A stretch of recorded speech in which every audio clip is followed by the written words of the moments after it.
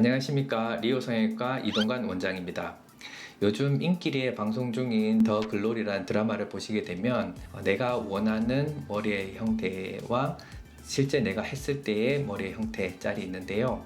참 슬픈 짤이 아닐 수가 없습니다. 머리카락의 경우에는 자기 마음에 안 들더라도 다시 자라게 되면 그거를 회복할 수가 있는데, 수술의 경우에는 이게 이제 회복이 안 되거나 아니면은 이제 다시 원하는 형태로 만들기가 굉장히 어려운 경우가 생기기 때문에 처음 선택할 때부터 굉장히 신중하게 해야 될 것 같습니다. 여러분들이 많이 알고 계신 것처럼 쌍꺼풀의 형태는 일반적으로 인라인, 인아웃 라인, 세미 아웃 라인, 아웃 라인 이렇게 나눠지기도 하고, 또 쌍꺼풀이 이제 좀 이렇게 둥글다거나 뒤쪽으로 많이 올라간다거나 뒤쪽 아래쪽으로 떨어지는 그런 형태 등 아주 굉장히 이제 세부적으로 다양하게 나눌 수 있는데, 일반적으로 오늘은 이제 알고 계시는 인 아웃 라인, 세미 아웃 라인, 인 라인, 그다음에 아웃 라인 위주로 좀 말씀을 드리도록 하겠습니다. 먼저 이제 그렇게 이제 쌍꺼풀 라인이 구분되는 거는 우리가 이제 동양인들이 가지고 있는 몽고주름을 기준으로 나눠지게 되는데요. 그러다 보니까 몽고주름과의 관계에 있어 가지고 이 아웃 라인이라든지 세미 아웃 라인, 인 라인 그렇고, 그 다음에 이제 눈 윗꺼풀, 눈꺼풀 쪽에서 두께, 그리고 피부 두께뿐만 아니라 피하 지방이라든지 안쪽에 이제 근육들의 두께에 따라 가지고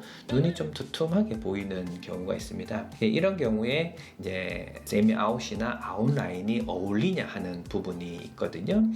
그래서 그런 부분들을 이제 나누는데, 보통은 인 라인이라든지 인 아웃 라인이라든지 좀 작은 세미 아웃 라인까지는 일반적으로 어떤 피부 두께를 가지거나 어떤 몽고주름을 가지고 있다 하더라도 대부분 좀 어색하거나 이상하다라는 느낌은 잘 주지 않는 경우가 많습니다. 그러다 보니 눈과 얼굴의 형태에 대해서는 제가 또 나중에 말씀을 드리겠지만은, 눈 주변부의 피부 두께, 피하 지방, 그다음 몽고주름의 형태에 따라서 소세지 형태가 된다거나 아웃라인을 잡았을 때 그런 식으로 이상하게 보이지만 않으면은 선택을 할 수가 있는데, 아까 잠깐 말씀드린 대로 아웃라인을 잡았을 때 쌍꺼풀 라인을 기준으로 위쪽도 마찬가지겠지만 특히 아래쪽에 속눈썹부터 쌍꺼풀 라인까지에서의 피부 두께, 피하 지방, 근육의 양이 굉장히 좀 두툼한 경우에는 라인을 좀 높게 잡으면 여러분 잘 알고 계신 것처럼 소세지 형태가 됩니다. 좀 두툼하게 보이는, 그렇게 되면은 좀 일반적으로 좀 이상하게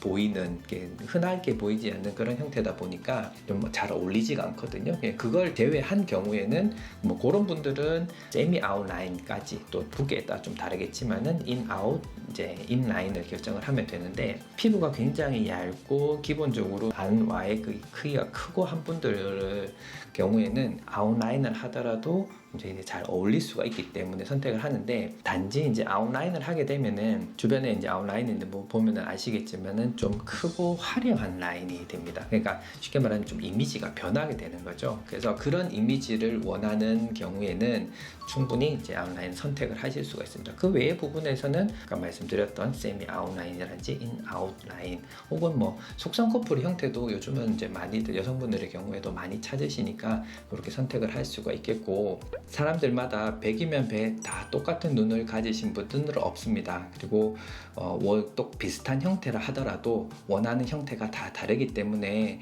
여러 원장님들의 상담을 받아보고 자신이 원하는 형태와 만들어주는 원장님의 의견이 또 맞는지를 충분히 잘 살펴보시고 맞는 선택을 하시면 좋겠습니다.